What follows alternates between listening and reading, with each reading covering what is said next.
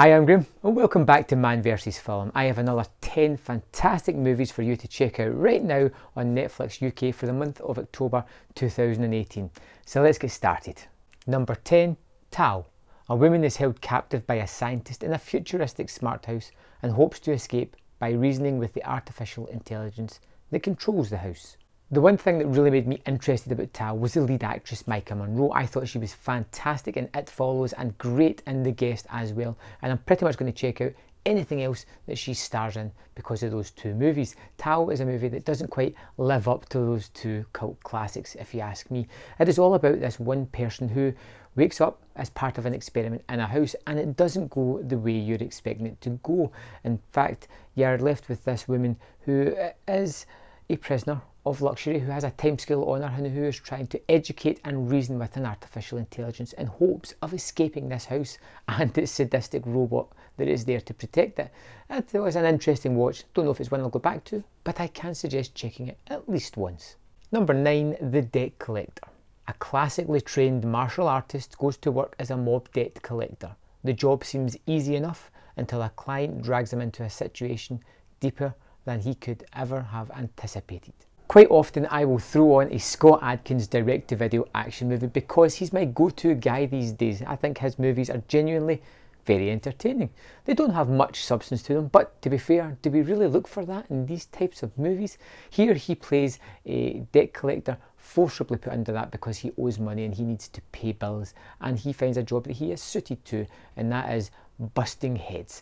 And this plays out for most of the movie as a kind of buddy comedy as they get into these situations and have to get themselves somehow out of it. And it's fun, it's breezy, it's entertaining with some really good fight scenes, and it feels very energised and fun. The final third, it gets a little bit darker as they try to shoehorn a plot into it, which is unfortunate because it felt very much like a pilot of a TV show that I would have went back to and watched more of. But The Debt Collector is another entertaining watch. May not be something that resonates with you, but it will kill 90 minutes and entertain you during that.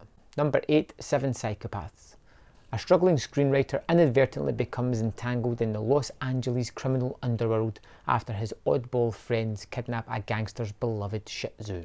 Written and directed by Martin McDonagh, the man who brought us 3 Billboards Outside Ebbing, Missouri, this has that similar brand of humour that just comes from left field, but comes from these crazy characters doing crazy things, and this is a movie that is all about the characters. Every single one of them is memorable, every single one of them is a welcome addition to the screen. Whenever they're having their conversations, the dialogue just sparkles. You know, great performances from Sam Rockwell, Christopher Walken, Woody Harrelson, Colin Farrell, a host of names, but these 4 are primarily the main actors and they give amazing performances in this really weird, wacky black comedy. Number 7, The Purge election year. It's been 2 years since Leo Barnes stopped himself from a regrettable act of revenge in Purge Night. Now serving as head of security for Senator Charlie Rowan, his mission is to protect her in the run for the presidency and survive the annual ritual that targets the poor and the innocent. The Purge 2 Anarchy was fantastic. It was a standout in the series, and even as now after 4 movies and a TV show, it's still the best of the bunch, and I was really excited for part 3, and part 3 really carries on from the second one, giving you more of what you loved in that. The second one had this social commentary and political aspect to it. In part 3, they really ramp up, they really beat you over the head with it, and it becomes overbearing during a lot of the movie. But they also ramp up the craziness, the masks, the blood, the chaos, the sheer mayhem that people are unleashing. It is utterly delightful to watch. It's crazy, but it's definitely entertaining. And it's a strange juxtaposition between these two things of political and social commentary and just sheer lunacy. But it seems to fit. And again, it's a not bad entry to this series. It's not the best. Anarchy is still the best, but it comes a close second. Number 6, I Kill Giants. 12-year-old Barbara Thornton flees from reality, living in the imaginary world of fantasy and magic, where she fights giants. Her family does not understand her, peers do not like her, and she irritates teachers. I wasn't really sure what I was getting with I Kill Giants. It advertised as one thing, and when I sat down I found it was a sort of different kind of movie, all about this young girl who's struggling to come to terms with things that are happening in her life, and by doing that she creates this fantasy world of giants of which she's protecting her town from. Or is she? There is some fantastic special effects, some twists and turns in this movie that does have an emotional core to it, as well as some really good performances, and like I said, some fantastic special effects. Number 5, Rex. Based on the true life story of young Marine corporal whose unique discipline and bond with her military combat dog saved many lives during their deployment in Iraq. Rex was also known as Megan Levy in the States. It's a movie that I kind of rolled my eyes at when I saw the trailer, but I found myself actually engaged with while watching it. It stumbles across several tropes that we've seen before, but at its heart, it has heart, and it really creates this relationship between Rex and Megan as they kind of form a bond in this world where they have felt neglected and kind of pushed to the side. These two are social pariahs that find their place by finding each other. It sounds rather cynical, but it is actually quite endearing when you watch it, and I do suggest checking it out. Number 4, Hardcore Henry. Henry, a newly resurrected cyborg who must save his wife from the clutches of a psychotic tyrant with telekinetic powers, and his army of mercenaries. Fighting alongside Henry is Jimmy, who is Henry's only hope to make it through the day. Hardcore Henry is nuts. It is absolutely crazy. It is almost a visual representation of a first-person shooter, a movie version of that, as we see through Henry's eyes, but we never actually see Henry, and the sheer lunacy and craziness and violence that just outpours in front of us. This is an action movie to its core. It does not rest on its laurels, and if you are looking for sheer chaotic action, this is the movie that you are absolutely gonna love. Number 3, Doctor Strange. Talented neurosurgeon Dr. Stephen Strange, who after a tragic car accident must put ego aside and learn the secrets of a hidden world of mysticism and alternate dimensions. Based in New York City's Greenwich Village, Dr. Strange must act as an intermediary between the real world and what lies beyond. Another addition to the Marvel Cinematic Universe, and a rather different one, bringing mysticism and magic to the forefront rather than just strange superpowers for some weird reason.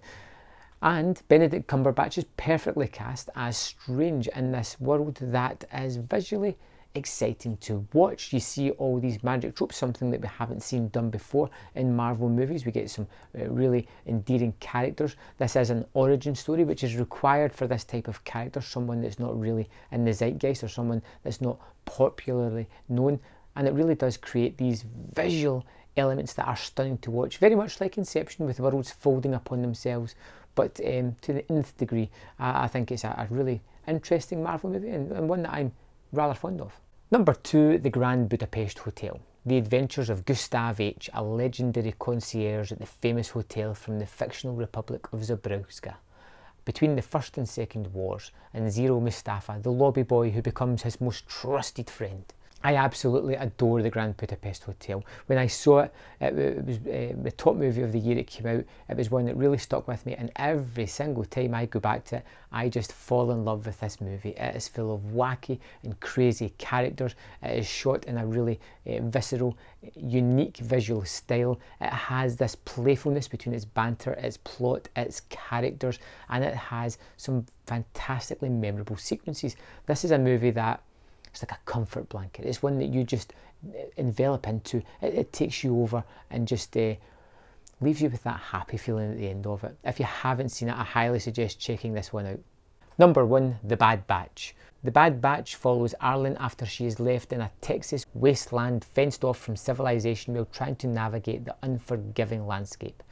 Arlen is captured by a savage band of cannibals led by the mysterious Miami Man. With her life in the line, she makes her way to the Dream. As she adjusts to life in the Bad Batch, Arlen discovers that being good or bad mostly depends on who's standing next to you.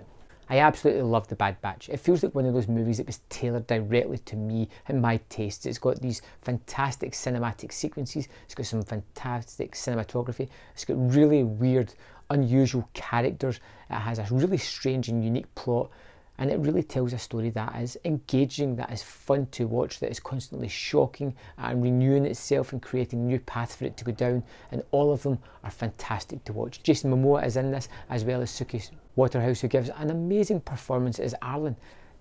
You need to get this one watched. So there we have it, 10 movies for you to watch in October 2018 on Netflix UK. If there's something I missed out, or there's something you would like to recommend me, let me know in the comment box below. Remember to hit this with a like, and I'll see you next time on Man vs Film.